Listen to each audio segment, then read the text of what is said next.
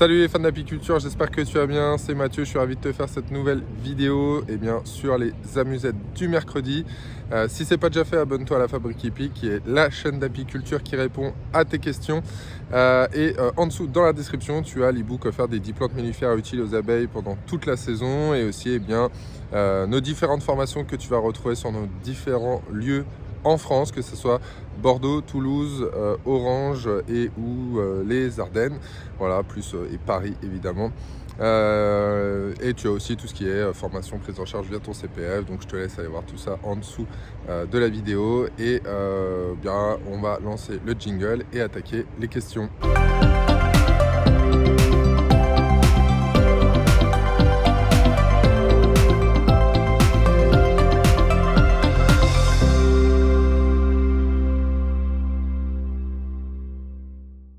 Déjà, je tenais à vous remercier par rapport à la dernière vidéo pour tous ceux qui m'ont envoyé des petits messages de bon rétablissement. Donc, comme tu peux le constater, ça va mieux. Voilà. Donc, on va attaquer la première question avec Ella Viellermain qui me dit que malgré les beaux jours qu'on peut avoir de temps en temps, il n'y a pas d'activité devant sa ruche.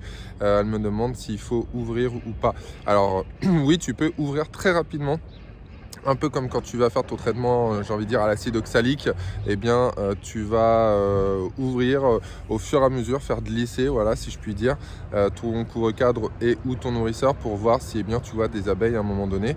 Tu peux même, si tu te mets en partie basse, soulever légèrement et refermer ton nourrisseur si tu vois déjà des abeilles en grappe, un petit tapis d'abeilles sur la partie tête de cadre, c'est qu'elles sont vivantes. Voilà, tu peux faire ça très rapidement. Question de Nathan qui me demande s'il passe de l'huile de lin, enfin s'il traite ses ruches à l'huile de lin actuellement et qu'il y a les abeilles à l'intérieur, est-ce que ça va les déranger et qu'il y a un risque potentiellement d'essaimage? Alors non, tu peux traiter tes colonies à l'huile de lin, tes ruches plutôt à l'huile de lin actuellement, même avec tes abeilles à l'intérieur. Pour ceux qui nous suivent sur Instagram, d'ailleurs, il y en a qui ont pu voir que moi j'ai traité la Kenyane là, qui est juste ici, courant décembre, à l'huile de lin. Je lui ai mis une couche d'huile de lin direct, donc voilà, et les abeilles sont à l'intérieur.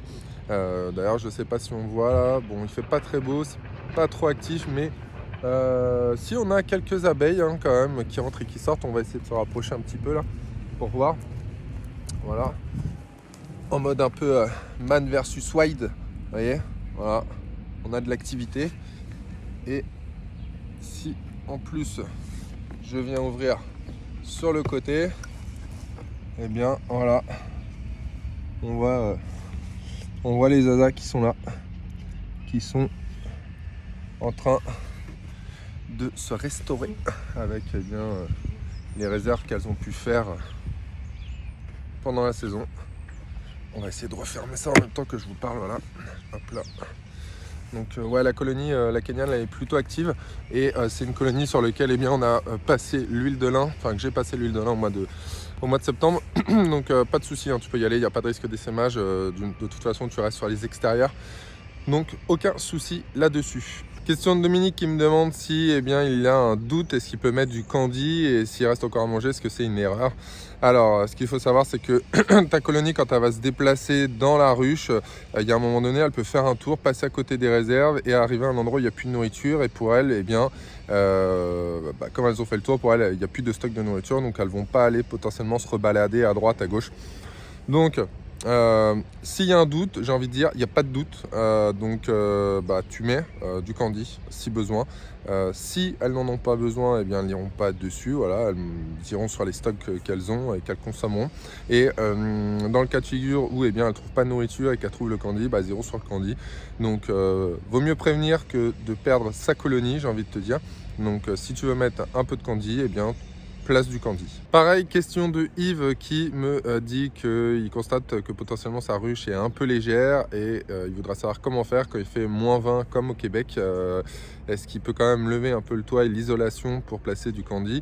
J'ai envie de te répondre, tu n'as pas le choix puisque si tes colonies n'ont plus rien à manger, elles vont mourir de faim.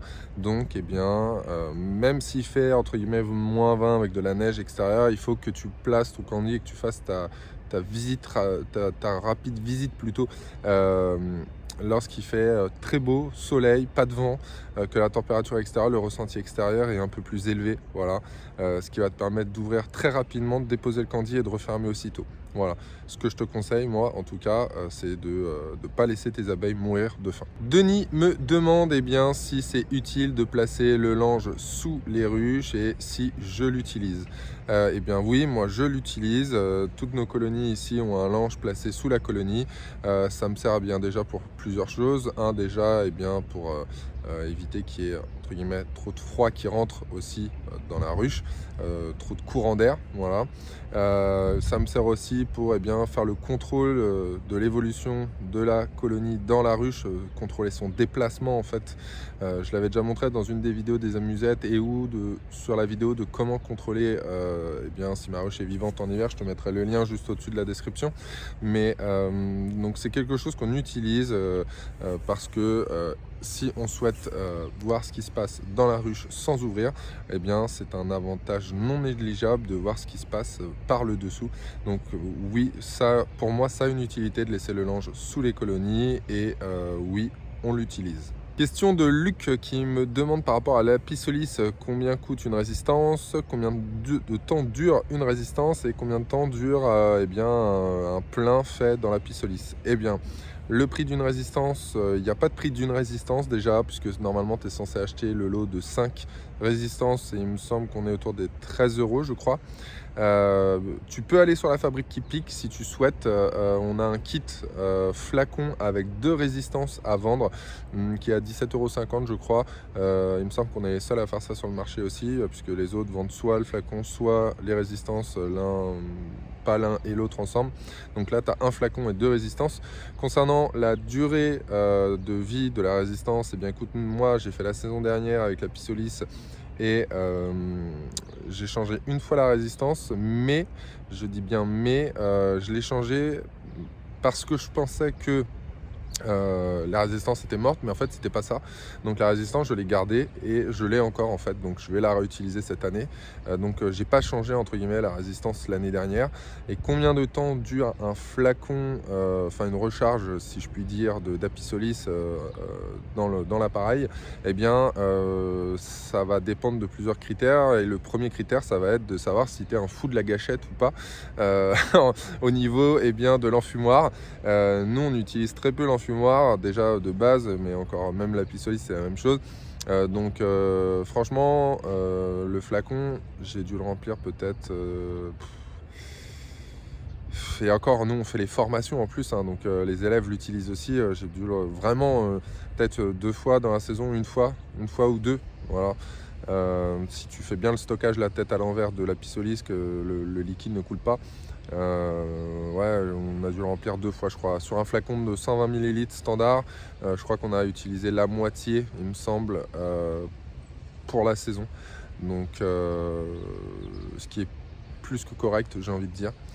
Mais après voilà, c'est ce que je te disais, nous on n'est pas des fous de la gâchette, bien qu'on ait des formations, donc les élèves des fois quand même l'utilisent fort.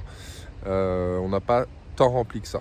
Question de Marie-Rosanne qui me demande comment faire avec un nouvel essaim qui n'arrive pas à faire de reine. Alors, j'ai pas tous les tenants et les aboutissants en fait de ta colonie. Est-ce que c'est un essaim nu que tu as récupéré et il n'y avait pas de reine? Est-ce que c'est un essaim que tu as récupéré issu d'essaimage?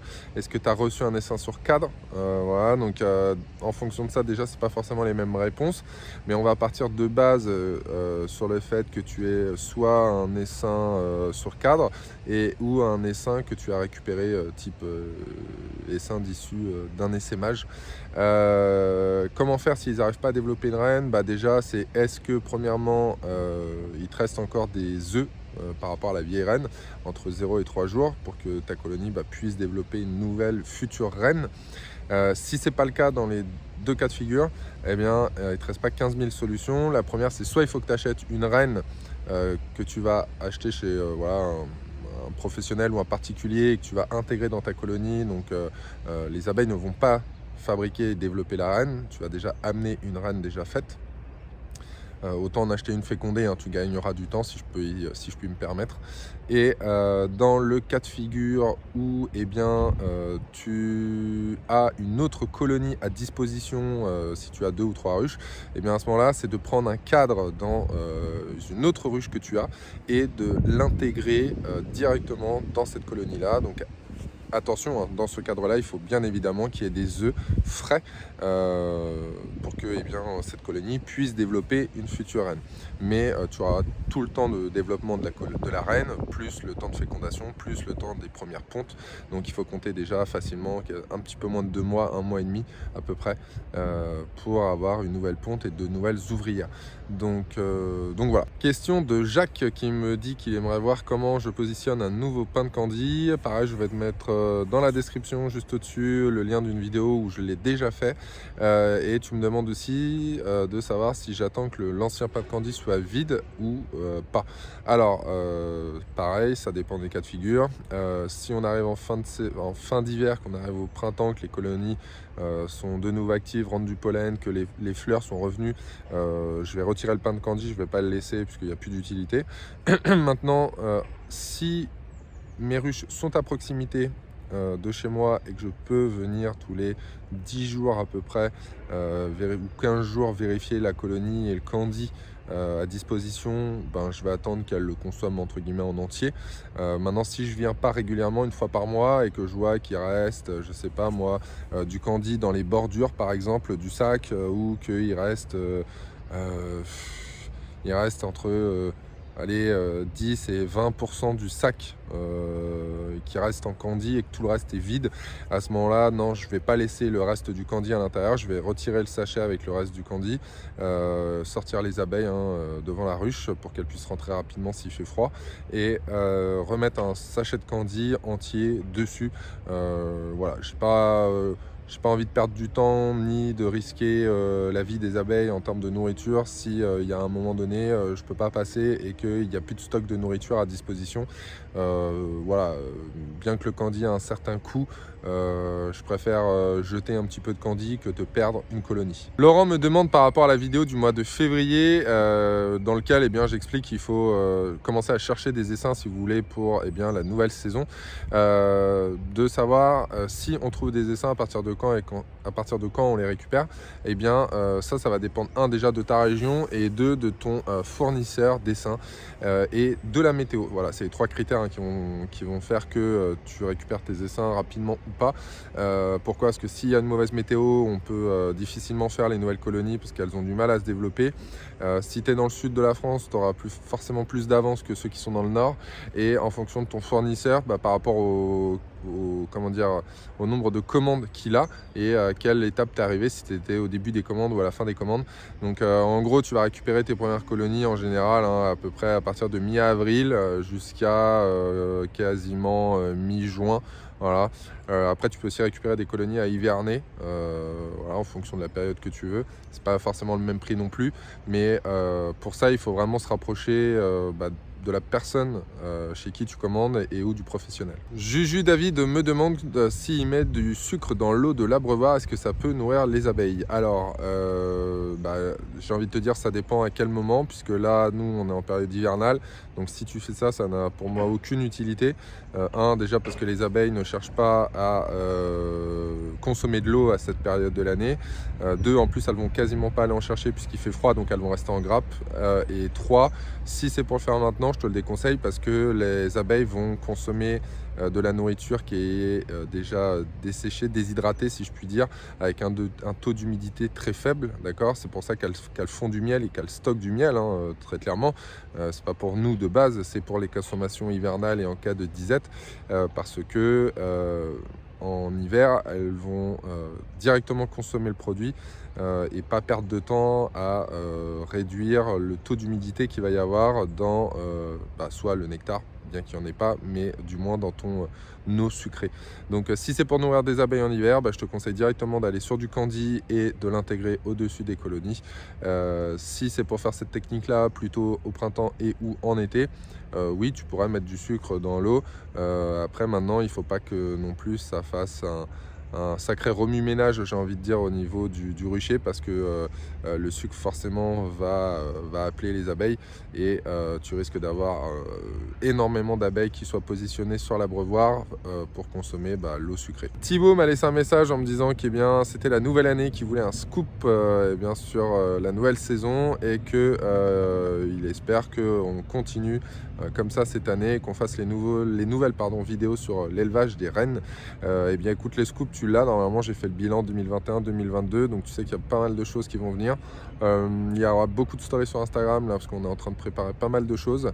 Et concernant l'élevage de rennes, oui, il y a des vidéos de prévues dès le début de saison, en sachant que pour ceux qui sont intéressés, on a une formation sur 2 jours sur l'élevage des rennes via Ruchette d'Adam, Kenyan et ruche Varé, voilà, pour ceux qui souhaitent développer des rennes sur d'autres modèles de ruches, ce qui évite d'acheter et de démultiplier du matériel qui serait réservé uniquement à l'élevage de rennes, que je trouve un petit peu dommage. Donc on utilise ce qu'on a au rucher.